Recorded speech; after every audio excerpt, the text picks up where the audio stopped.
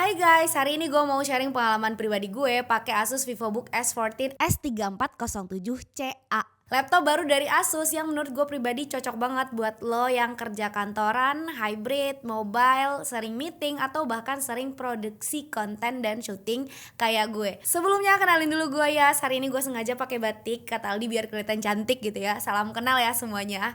Jangan lupa subscribe dulu buat yang belum subscribe PEM Channel. Oke lanjut, gue juga sempat datang ke event launching resminya ini si Asus VivoBook kemarin yang meluncur bareng si VivoBook Qualcomm yang Snapdragon, dan sejak itu udah gue pakai buat kerja harian sampai sekarang. Cus, mari kita review pemakaian pribadi gue beberapa waktu ini.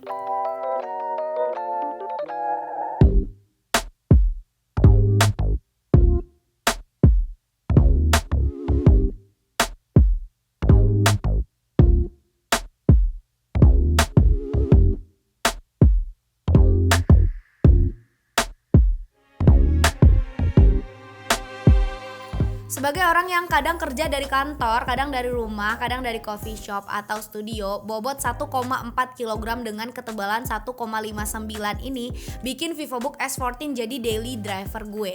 Ditambah chargernya yang chili dan ringan, jadi the new standard lah bagi gue untuk menilai laptop terbaru di 2025. Kalau nggak ringan dan tipis ya lo nggak nyampe gitu ya. Jadi tuh standarnya tuh laptop sekarang masuk tote bag harus gampang, nggak berat bawanya, nggak bikin sakit pinggang, dan desain metalik yang clean ini bikin tetap kelihatan profesional waktu meeting sama klien. Gue suka banget sama finish yang kayak gini, kelihatan modern tapi nggak lebay, dan Asus bawa nuansa warna yang netral dan elegan, jadi pas buat suasana kerja maupun nongkrong di coffee shop. FYI, untuk Asus VivoBook seri yang S depannya itu masuk kategori premium ya guys ya, kelas paling atasnya VivoBook. Jadi makanya tuh dia punya desain dan bahan yang lebih mantep ketimbang VivoBook lainnya gitu ya, VivoBook biasa yang nggak ada embel-embel S. Makanya harganya udah masuk double digit, dan ya kalau bisa dibilang ada kualitas yang jelas lah gitu ya. Untuk kerjaan kantor standar, mulai dari ngerjain presentasi, buka Excel file gede, sampai join Zoom, meeting, call sepanjang hari, pakai Intel AI Boost NPU up to 13 top ini udah lebih dari cukup ya. BTW ini generasi terbaru dari Intel C seri Ultra 200. Ini prosesor udah pakai arsitektur hybrid buat efisiensi dan performa sekaligus. Dipadu sama 16GB DDR5 RAM dan storage-nya yang udah super lega, ini 1TB NVMe PCIe Gen 4 yang SSD. Gokil banget, loading cepat, multitasking pasti juga mulus. Dan gue juga dibantu Ucil untuk ngecek skor Cinebench R23-nya, gue dapat di 14 ribuan. Skornya ini cukup tinggi dibandingkan Asus VivoBook S14 yang pakai Qualcomm kemarin.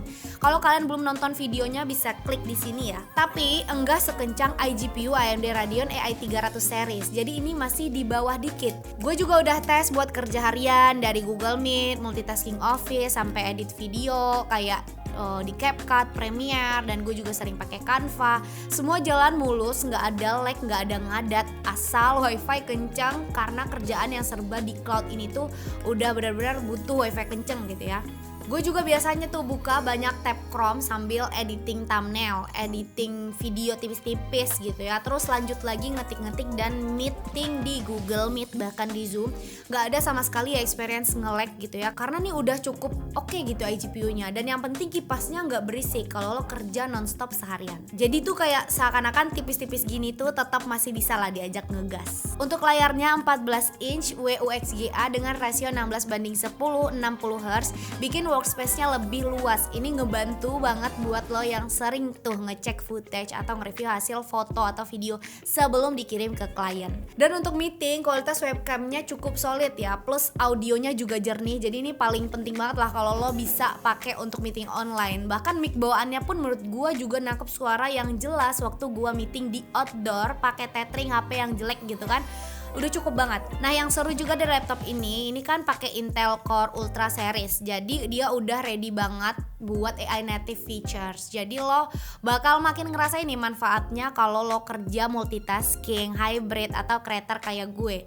Laptop ini juga udah support Copilot plus PC, jadi misalnya lo nulis email, riset, bikin outline konten, semua bisa langsung dibantu sama si Copilot. Gak perlu buka tab banyak, tinggal ketik dan ngomong. AI-nya bisa bantu lo cari mencari dan ngerangkum file-file yang mau lo baca atau yang mau lo cari. Dan udah ada tombol Copilot-nya, jadi tinggal press sekali aja udah bisa akses tuh si Copilot. Kameranya juga udah smart banget karena ini laptop Copilot plus dia pakai yang namanya Windows Studio Effect. Sebenarnya emang udah ada sih di semua laptop AI ini karena bawaannya Windows ya. Dan kecanggihan fitur AI di kameranya itu misalnya nih auto framing pas video call, background blur yang ada potretnya, yang standar juga ada gitu ya. Ini tuh udah hardware level, bukan cuma software aja. Terus ada yang namanya eye contact tracking juga. Ini penting sih kalau lo sering meeting online kayak gue. Terus lo pura-pura lihat skrip gitu kan, terus ketahuan dong mata lo kemana-mana. Nah ini mata lo bisa nih di AI-in tuh seakan-akan lo lihat kamera gitu. Gampang banget lah, ini membantu kehidupan kita gitu. Jadi kerjaan makin cepat, rapi, kelihatan lebih profesional gitu ya. Dan dengan semua fitur AI yang makin seamless, Asus VivoBook S14 ini bukan cuman kuat secara hardware tapi juga cerdas gitu ya, smart secara software. Jadi bukan cuma kerja lebih cepat tapi ya kita bakal lebih smart aja ya, work smart gitu. Dan biar makin maksimal, gue pairing laptop ini sama mouse Asus Marshmallow yang warna pink, kecil, ringan, dan punya dual mode ya, Bluetooth dan dongle juga. Ideal banget buat kerja cepat apalagi pas lagi di luar ruangan. Bentuknya kecil, simple, dan ringan banget. Respon kliknya juga enak dan ada koneksi dual mode tadi tuh. Jadi benar-benar smooth. Dan gue juga selalu bawa Asus Gun Charger, ini 65 watt karena ukurannya compact. Ngecas juga cepet banget, dari 0 ke 60% itu cuma sekitar 50 menitan. Jadi pas banget buat syuting atau meeting, keburu kepepet gitu keluar gitu. Lo bisa nih pakai Asus Gun Charger ini. Sama satu lagi ada keyboard lucu dari Asus ini juga. Lo bisa pairing ini semua pakai Asus VivoBook S14. Ya namanya ya Asus VivoBook S gitu ya, premium, jadi pairingnya sama yang premium juga biar makin premium kata Aldi. Ini gue udah kayak sales Asus. Enggak ya, gue pakai batik bukan buat jadi sales, biar bisa jadi ibu lurah gitu loh. Oke lanjut, buat lo yang nggak suka ribet ya colok charger terus, ini laptop Asus VivoBook S14 sebenarnya udah enak karena dia tuh punya baterai 70 watt hours yang sebenarnya gue pakai dari pagi sampai malam tuh masih tahan. Dan kita uji pakai PC Mark 10 itu hasilnya 16 jam 33 menit modern office. Jadi mantap gitu ya. Gue juga kalau pakai syuting sehari penuh atau gue pergi keluar gitu, nggak perlu gue bawa charger gitu ya. Apalagi gue cuman keluar sampai jam 10 malam tuh masih aman banget. Gue juga pakai fitur Microsoft Phone Link di sini buat akses HP langsung dari laptop. Jadi lo bisa balas WA, ngambil file langsung dari galeri, bahkan angkat telepon langsung dari layar laptop. Jadi kayak seakan-akan lo kerja sambil standby di handphone tuh di banyak platform komunikasi tuh lo bisa dalam satu waktu.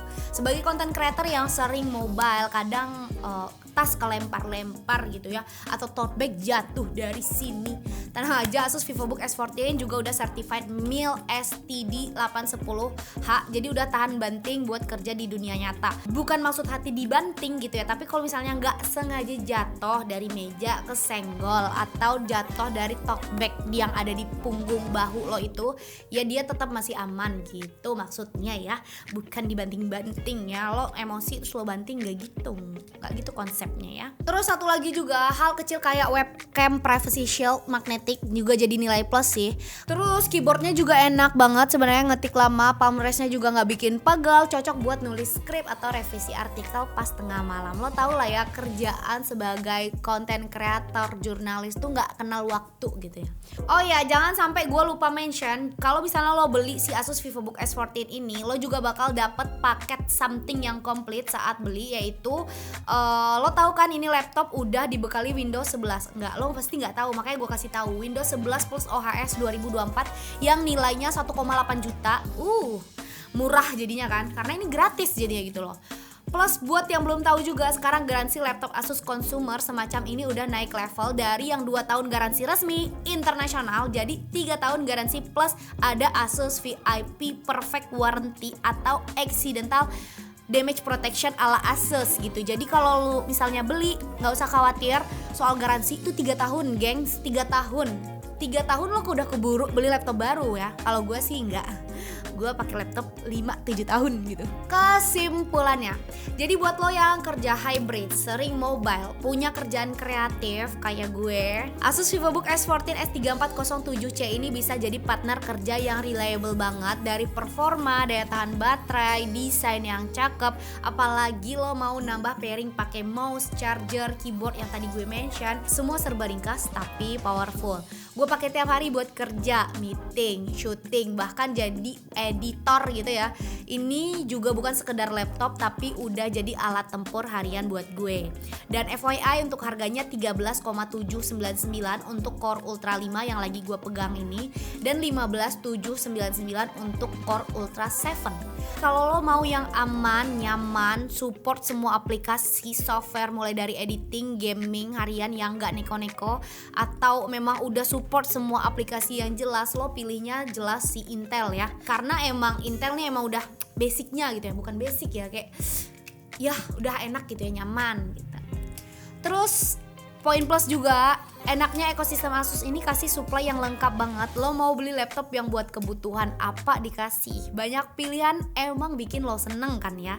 Tapi lo jadi bingung juga gak sih? Makin banyak pilihan gini, lo mau pilih yang mana? Jadi gue serahkan ke lo pada untuk mau pilih yang mana. Fans Intel sih mesti pilih Intel. Tapi kalau ada yang mau berselingkuh ke Qualcomm, silahkan dicoba. Resiko ditanggung masing-masing ya. Oh bukan gak ada resiko kok, gak ada resiko. Tenang ya. Oke deh, sekian dulu dari gue ya. Sampai ketemu lagi di video berikutnya. Kalau ada pertanyaan dan tambahan bisa tulis di kolom komentar. Terus mohon maaf kalau misalnya ada salah, namanya juga manusia gitu kan. Jangan lupa like, comment, share, dan subscribe sebagai bentuk dukungan untuk kami. Kunjungi juga website timechannel.com supaya kalian selalu update soal perteknologian duniawi. Follow sosial media gue yang ada di kolom deskripsi. Sekian dulu, gue Yas dan Aldi. Bye bye, sampai jumpa di video selanjutnya.